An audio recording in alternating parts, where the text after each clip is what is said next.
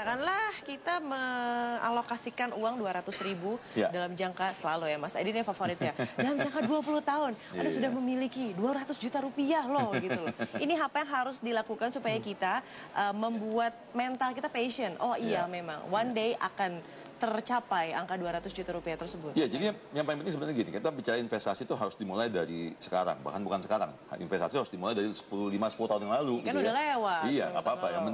Yang penting dimulai dulu makanya dari sekarang. Karena kenapa? Kan butuh take passion untuk bisa melakukan itu.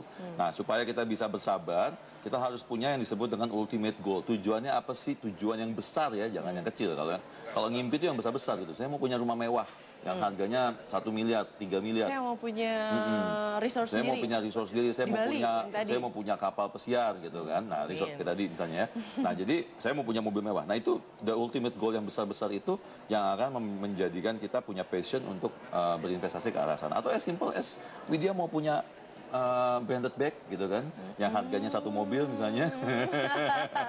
Iya dong, yang kalau mau punya passion yang tapi ngomong soal branded bag itu juga bisa dijadikan investasi kan ya Mas Aidil ya? Nah, kita sebutnya itu sebagai wearable investment. Jadi untuk level-level tertentu, kelas menengah atas atau kelas atas di mana mereka sudah punya investasi yang lain, udah punya rumah, udah punya mobil, udah punya emas, udah punya reksadana. Bahkan yang wearable aja bisa diinvestasikan. Bahkan yang wearable aja buat mereka bisa jadi bagian dari investasi karena nilainya bisa naik gitu ya, dengan harga yang naik plus nilai tukarnya juga yang naik. Itu yang membuat mereka pun masih bisa gaya, tapi barangnya kalau pas dijual pun harganya nggak turun, bahkan bisa naik.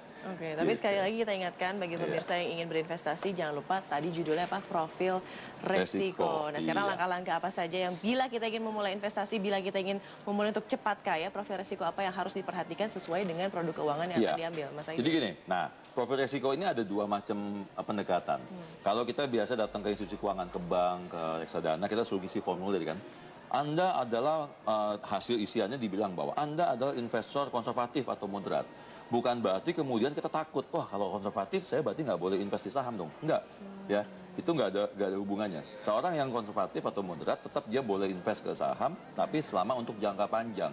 Memang jumlah investasinya nggak terlalu banyak, mungkin sekitar 10% dari asetnya dia atau 15% atau 20%. Tapi selama dia berinvestasi untuk jangka panjang, tetap dia boleh invest secara agresif gitu.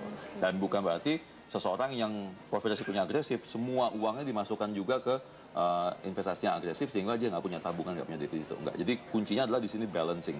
Nah, balik lagi ke approach-nya financial planner, kalau dia tujuan keuangannya adalah untuk jangka panjang, di atas 5 tahun, di atas 10 tahun, untuk pensiun, untuk pendidikan anak kuliah, di mana dibutuhkan return yang tinggi, meskipun resikonya tinggi juga, itu dana tersebut memang harus agresif.